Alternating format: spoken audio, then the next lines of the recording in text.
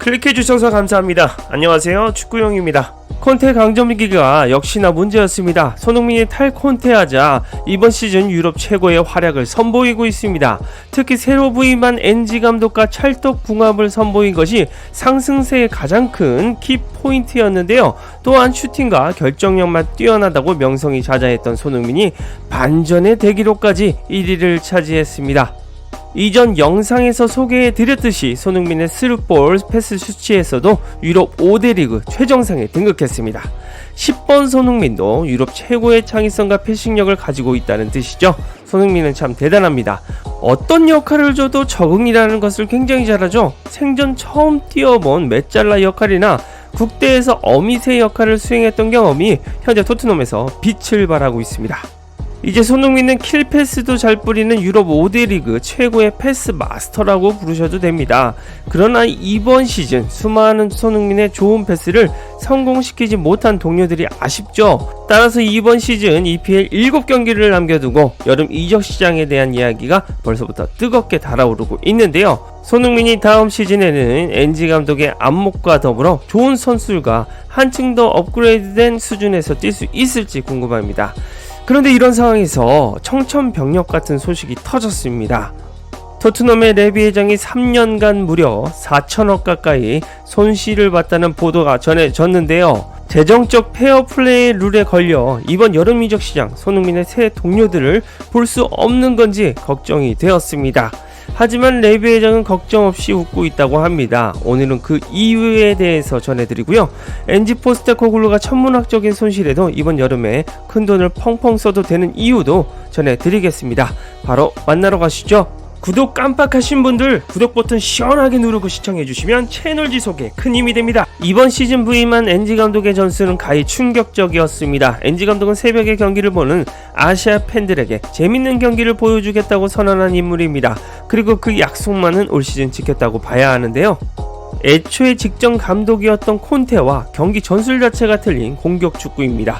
또한 NG 감독의 가장 큰 장점이 있는데 바로 선수 보는 눈이죠. 토트넘의 NG 포스테코글루 감독은 팀에 오기 전부터 이적 시장에 관여한 인물입니다. 메디슨의 영입도 그렇게 이루어졌는데요. 또한 비카리오, 반더벤 존슨, 베르너, 드라구신 등 모두 성공적인 영입을 해냈습니다. 그리고 다이어는 아예 명단 제외를 시키고 센터백이 필요해도 풀백을 쓰는 등 확고한 성격을 보여줬습니다. 따라서 이번 여름 이적 시장 그의 칼같은 성격을 바탕으로 선수단에 엄청난 변화가 예상이 됩니다.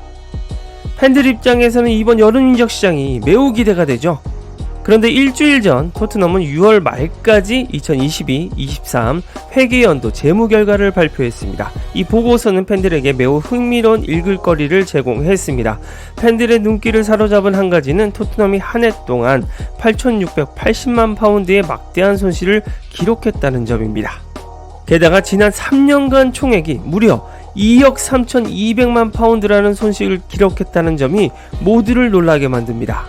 프리미어 리그가 올해 PSR을 준수하지 않은 여러 클럽에 제재를 가한 것을 감안하면 일부 팬들은 우려할 수 있습니다.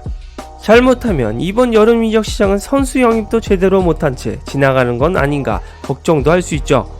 하지만 이 4천억에 가까운 손실에도 레비 회장은 웃고 있다고 합니다. 그 이유는 이 손실과 관련해서 비밀이 있기 때문인데요. 재정 전문가가 토트넘이 2억 2천만 파운드의 손실에도 불구하고 FFP에 문제가 없는 이유를 이렇게 설명했습니다. 토트넘이 발표한 상당한 손실에도 불구하고 프리미어리그 수익 및 지속 가능성 규정을 위반할 가능성은 전혀 없다고 말했죠. 풋볼 런던의 알라스데어 골드 기자는 토트넘의 연간 감가상각비는 PSR 계산에 포함되지 않았다고 말했습니다. 그렇기 때문에 당분간은 걱정할 필요가 없다고 설명했습니다. 토트넘은 재정적 페어플레이에 문제가 없다.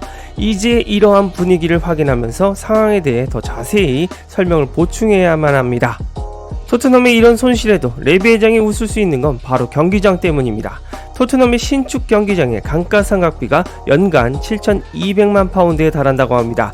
이로 인해 토트넘의 3년간 총 손실은 PSR과 관련하여 거의 0에 가까워진다고 밝혔는데요. 스퍼스웹에 따르면 지난 3년간의 손실을 보면 2억 2천만 파운드에 달하기 때문에 일부 사람들은 토트넘이 공경에 처해 있다고 말한다. 하지만 PSR 관점에서 보면 걱정할 필요가 없다. 그 이유는 인프라 비용은 PSR에서 제외가 되며 토트넘의 인프라 자산 감가상각비는 연간 약 7천만 파운드에서 7,200만 파운드이기 때문이다. 따라서 2억 2천만 파운드의 손실 중에서 3년 동안 2억 1천만 파운드를 즉시 다시 추가할 수 있다. 따라서 토트넘이 규정을 준수해야 한다는 압박을 받고 있다고 생각하는 사람은 없다라고 팬들을 안심시켰습니다. 위 주장대로 감가상각비를 손실과 상기하여 처리하면 영에 수렴하기 때문에 NG 감독이 올여름 선수 영입에 투자를 펑펑해도 될 정도입니다. 지금 NG 감독은 캡틴 손흥민을 중심으로 전 포지션의 개혁을 이루려 합니다.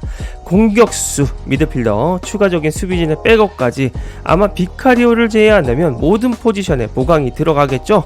요즘 선수들 몸값이 기본 500억 이상을 한다라고 치면 적게 들여도 1000몇백억에서 2000억 사이는 생각해야 합니다. 그렇지만 아무리 4천억 손실에도 끄떡없는 토트넘의 재정 상태라도 이번 시즌 몇 위로 마무리하느냐가 굉장히 중요합니다. 이런 상황에서 프리미어리그가 시즌 후반에 열릴 토트넘과 맨시티의 리그 경기 날짜를 확정했다는 소식이 전해졌죠.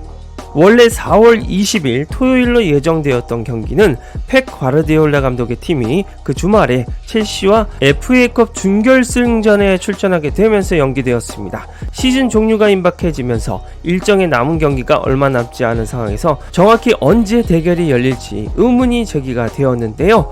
양 팀은 5월 14일 화요일 토트넘 한스퍼 스타디움에서 다시 만나게 되었다고 합니다. 참고로 영국 시간 기준입니다.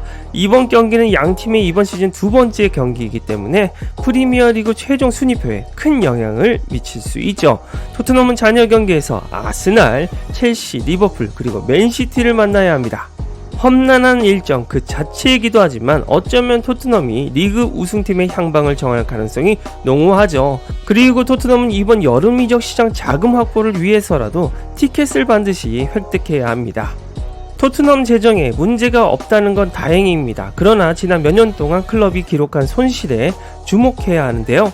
토트넘이 챔피언스 리그에 복귀하지 않는 한 현재의 운영 비용 증가율이 지속 가능하지 않다는 것을 분명히 보여줍니다. 하지만 프리미어리그가 재정 규정을 시행하기로 결정한 후 시장은 이미 어느 정도 조정이 되었으며 향후 2년 동안 이적료와 임금은 계속해서 하락할 것으로 예상됩니다. 그렇다면 손흥민은 남은 잔여 경기에만 집중하면 됩니다. 오는 13일 밤 커리어 사상 세 번째 10골 10도움을 앞둔 손흥민이 뉴캐슬과 만납니다. 도움 하나를 추가할 경우 지난 2019-20 시즌, 2020-21 시즌에 이어 세 번째 텐텐을 달성하게 됩니다. 지난 12월 맞대결에서 손흥민이 뉴캐슬전 맹활약했던 만큼 이번 만남에서도 많은 공격 포인트를 생산할지 주목되는 경기입니다. 손흥민은 뉴캐슬과의 직접 맞대결에서 한 골 2도움으로 토트넘 승리를 이끌었습니다. 전 팀 동료였던 키어런 트래피어를 완전히 무너뜨리면서 뉴캐슬의 우측을 파괴했죠. 매우 험난한 일정을 앞둔 토트넘은 이번 뉴캐슬을 깨야만 상승세를 탈 수 있습니다. 또 한 경기자라고 다음 경기 못하는 징크스를 깨야 하죠. 레비야 재정 상태 괜찮은 거 확인했으니 돈 좀 풀자. 이상 축구용이었습니다. 구독과 좋아요 알림 설정 눌러주시면 빠르고 정확한 소식과 분석으로 보답하겠습니다.